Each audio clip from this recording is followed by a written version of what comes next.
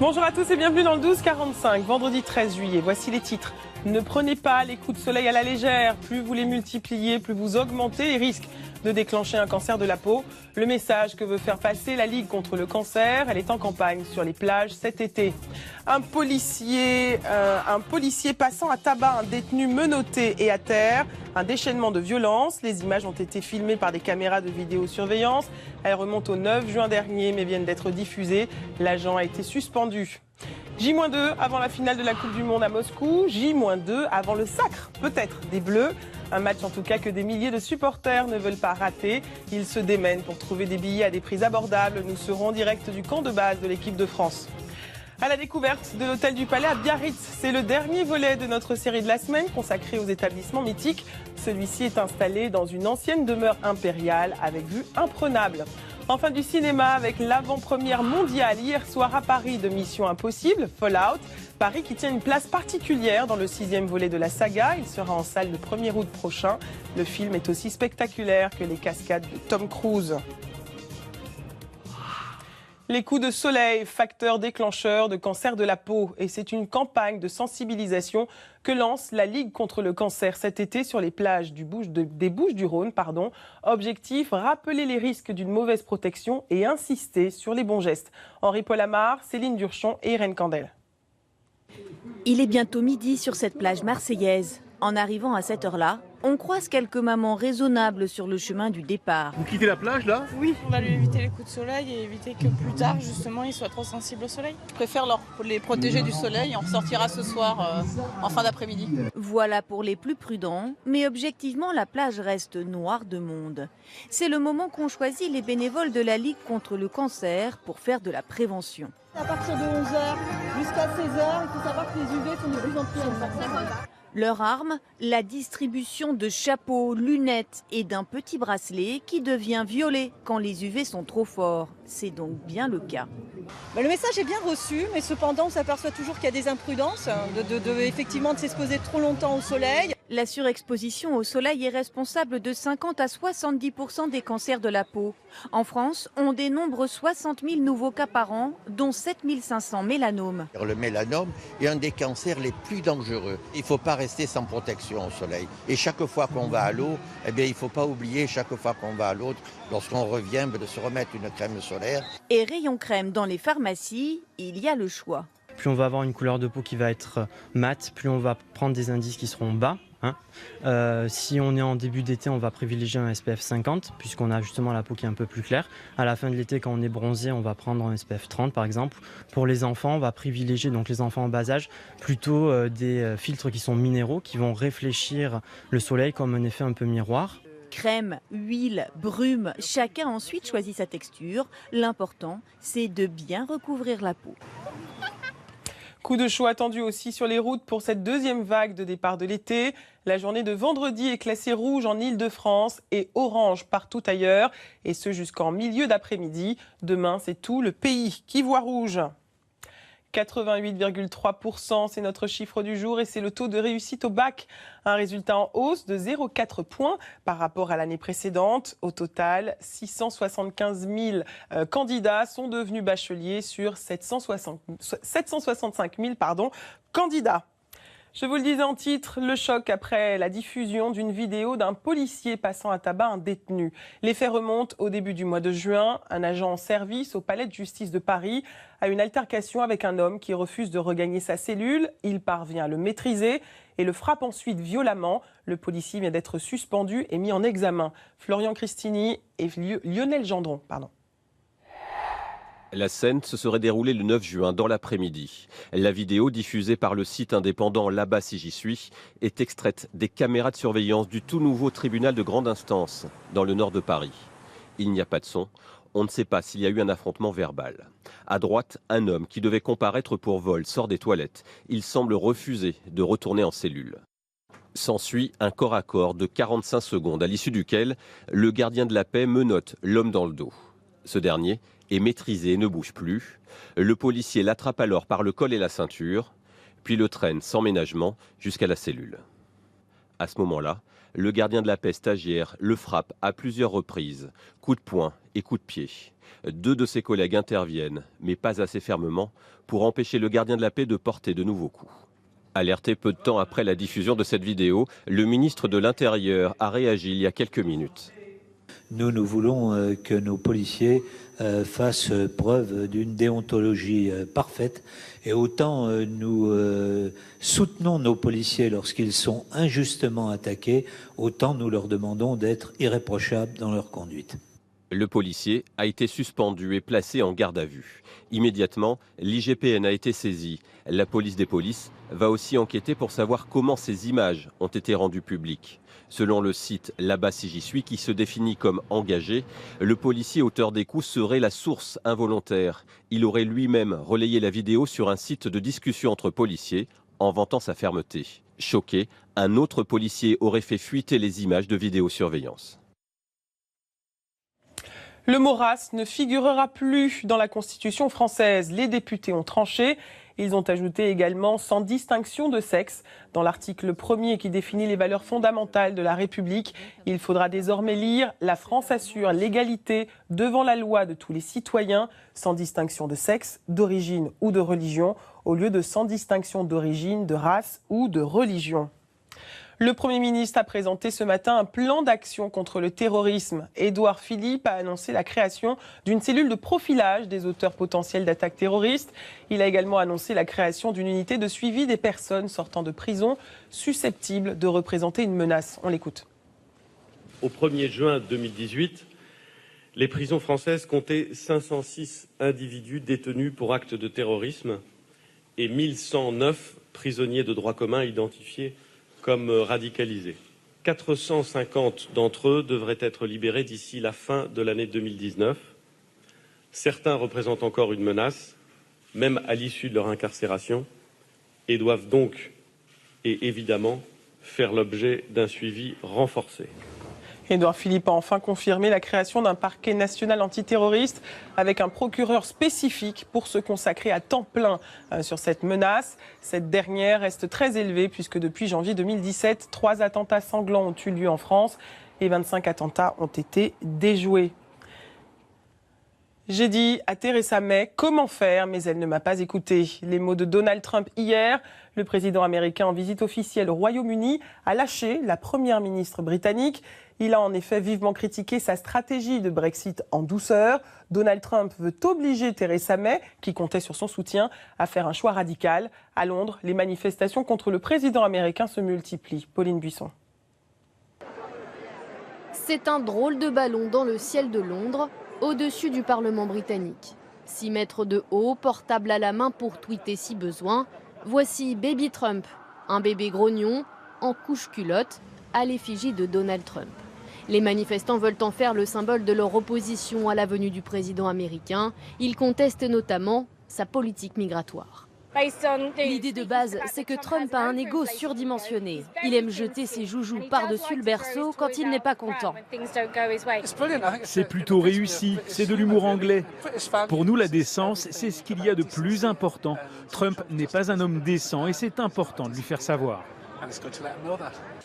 Juste avant l'envol de Baby Trump, le président américain, lui, a quitté Londres en hélicoptère.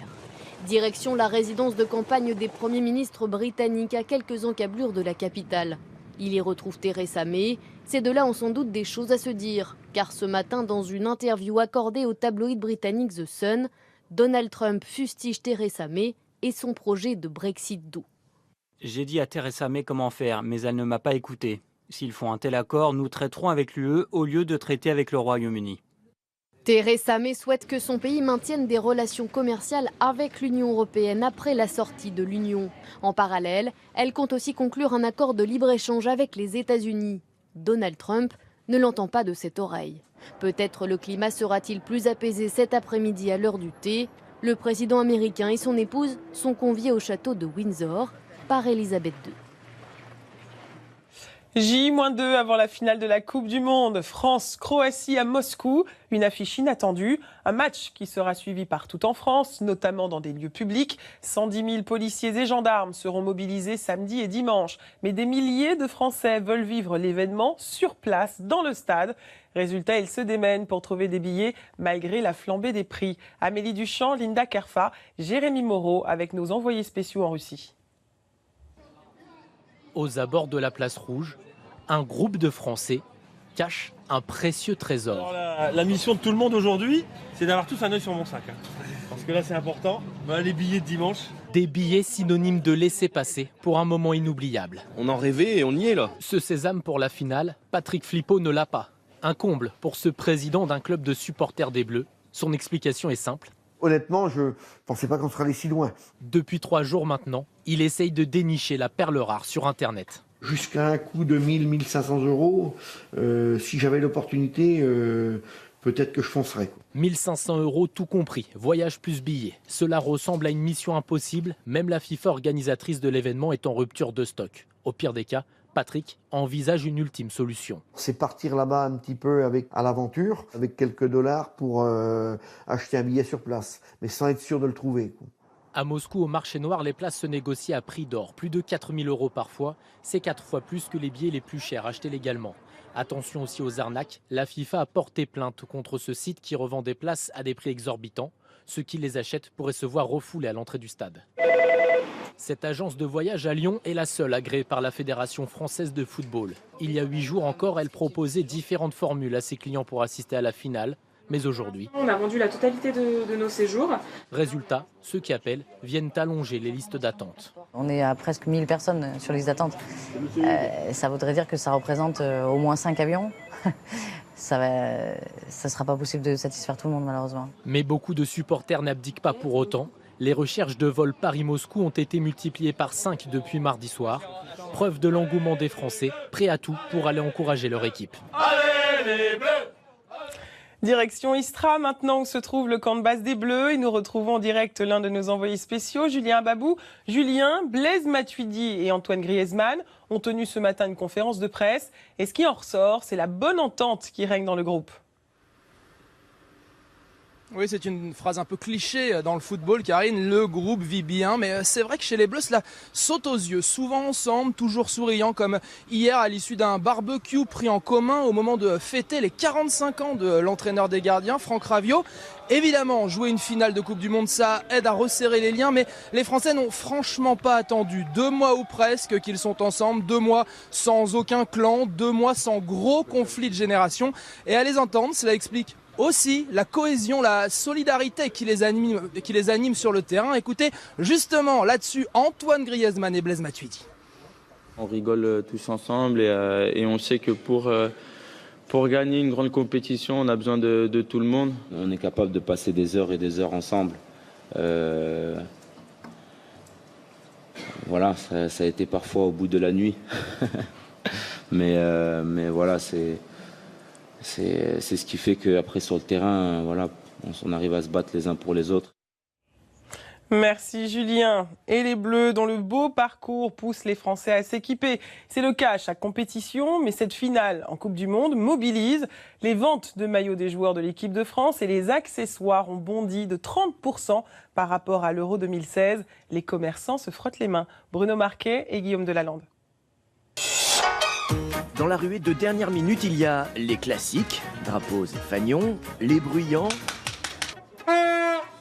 les improbables, chapeau parapluie ou barbe mal taillée. Ça va être total régalade, hein. Mais tous avec les mêmes couleurs. Bleu et blanc et rouge.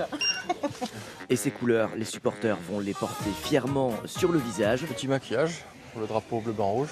C'est la star des accessoires, l'indispensable de la panoplie bleu, blanc, rouge, le fan brush. Un drapeau tricolore parfait en moins d'une seconde. Un geste à répéter pour raviver les couleurs sur les visages et dans les cœurs. Faut éviter de se gratter. Oui, il faut pas se gratter parce que sinon il est bleu, blanc, rouge partout après. Simple, peu coûteux et en rupture de stock depuis quelques jours. Il faut le regarnir toutes les heures à peu près parce que ça bouge très très vite, surtout dans les derniers jours. À peine arrivés, les 550 fan brush de ce magasin ont été écoulés en quelques minutes seulement. Ah, j'étais désespérée, ça fait depuis 9h de ce matin que j'appelle. un produit entièrement fabriqué en France que l'on doit à Pierre Maillet, footballeur amateur, qui s'est dit en 1998 qu'on pouvait améliorer le maquillage des supporters. C'est devenu un produit indispensable pour le supporter. Le supporter a besoin d'un maillot, de lunettes, mais le vrai supporter a besoin de maquillage. Plus de 2,5 millions de sticks colorés ont été vendus pour ce mondial, c'est 20% de mieux que l'euro. Avec plus d'1 million rien qu'aux couleurs de la France. Pas de jaloux pour le damier croate, il suffit de retourner le bon fan brush et le tour est joué. Le match peut commencer. Idemo Hrvatska. Alors France! Vive la France! C'est une nouvelle qui va faire frémir les jeunes mariés. Plus les dépenses sont importantes pour le mariage, plus il risque de se terminer par un divorce. C'est la conclusion d'une étude menée par 2 professeurs d'économie sur un échantillon de 1500 couples aux États-Unis. Les diamants ne seraient donc pas éternels. Alors, quelles sont ces dépenses ? Eh bien, il y a l'alliance, par exemple. Chez les hommes, si vous dépensez entre 1 700 et 3 400 euros pour une bague de fiançailles, vous avez 1,3 fois plus de risque de divorce qu'une dépense entre 400 et 1 700 euros. Et si le prix de votre mariage dépasse 17 000 euros, la probabilité de se séparer augmente d'1,6. À l'inverse, les personnes qui ont payé moins de 850 euros pour leur mariage ont 50% de chances en moins de divorcer que ceux qui ont payé entre 4 000 et 8 500 euros. Alors pourquoi ces différences ?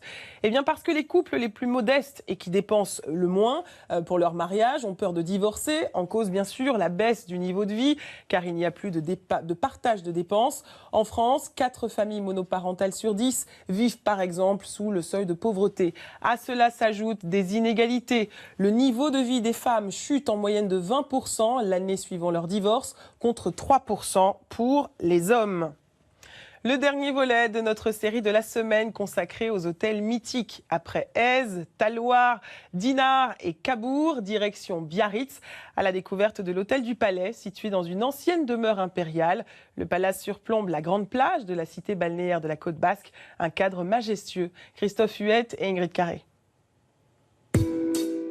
Contre vents et marées, il a traversé les âges, mais surtout il a marqué les âmes qui l'ont habité. Les premières et non des moindres, ce sont celles de Napoléon III et son épouse Eugénie. C'est elle qui a commandé ce palais, construit en 1855 dans le style Louis XIII, en briques et en pierre.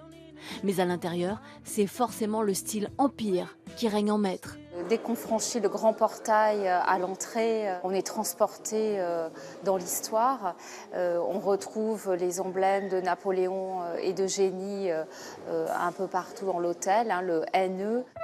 Un côté suranné qui a été entretenu depuis. En 1880, l'impératrice vend la villa à la ville qui la transforme en hôtel-casino sous le nom de Palais Biarritz. Mais un incendie ravage l'édifice en 1903.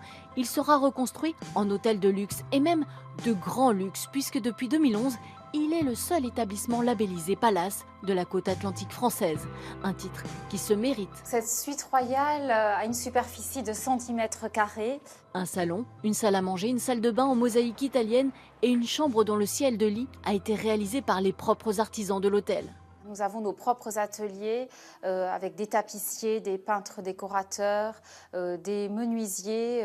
Tout est fait sur mesure et chaque suite, chaque chambre est décorée de façon unique. Unique aussi ce spa impérial sur 5 niveaux, 3000 m² et une piscine d'eau douce. La piscine extérieure, elle, est à l'eau de mer chauffée à 27 degrés. Sa forme californienne séduit la clientèle internationale. C'est Frank Sinatra dans les années 60 qui avait inauguré la piscine. Et donc 60 ans après, nous réouvrons cette piscine. Frank Sinatra, Gary Cooper, Romy Schneider, Marilyn Monroe, tous ont été séduits par ce palais impérieux. L'un des blockbusters les plus attendus de l'année, Mission Impossible Fallout, en salle le 1er août. L'avant-première mondiale a eu lieu hier soir à Paris en présence de la star Tom Cruise. Nous vous en avons parlé. Paris qui est presque un personnage à part entière. Dans ce 6e volet, tant la capitale est mise en valeur. Mission Impossible, plus spectaculaire que jamais. Bertrand Naut, Kenzo Marcelin et Pauline Bensassi. Tour Eiffel, Arc de Triomphe, Quai-de-Seine. Tu ne sais pas dans quoi tu t'es engagé. Palais Royal. Dans Mission Impossible 6, Paris est filmé sous son meilleur profil. On a eu 2 heures pour tourner à l'Arc de Triomphe et 4 heures pour tourner rue de l'Opéra. C'était incroyablement compliqué, beaucoup de mouvements, beaucoup de voitures et de motos. Une mission presque impossible, mais parfaitement réussie. On a voulu écrire une lettre d'amour à Paris. C'est une ville de cinéma et je suis très heureux d'avoir pu tourner ici. Deuxième acte de cette déclaration d'amour, l'avant-première mondiale a eu lieu hier au Trocadéro. N'est-ce pas magnifique? C'est incroyable. Mettant une nouvelle fois la ville lumière sous le feu des projecteurs de la presse internationale.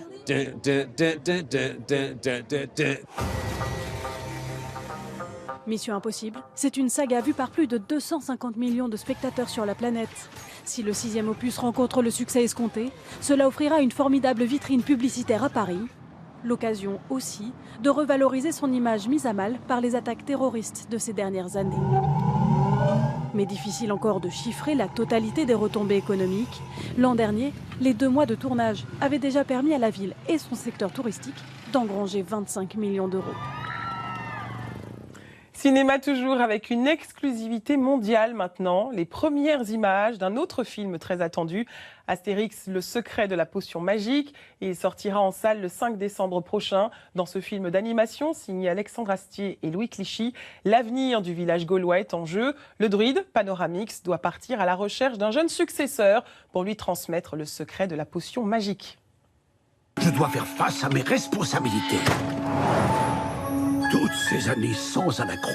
Pas une fois je ne me suis même tordu la cheville. Pas une fois. Et là, d'un coup, sans prévenir, crac. À partir de maintenant, je ne dois plus être le seul à connaître la formule de la potion magique. Quoi? Je vais donc partir à la recherche d'un jeune successeur à qui j'enseignerai la recette de la potion magique et qui deviendra le nouveau druide du village. Quoi? Il parle d'une recette. Qu'est-ce que tu racontes? Pourquoi est-ce qu'on choisit forcément le plus sourdingue pour aller écouter au pot? Oh, Toutatis, serait-ce toi? M'invites-tu en ton abalon la secrète où les pommes poussent toute l'année? Il parle de pommes. Une recette avec des pommes? Une tarte aux pommes? J'ai entendu pommes. T'es sûr que t'as bien compris, Chouchounet? T'es sûr que t'es pas sourdingue, Chouchounet?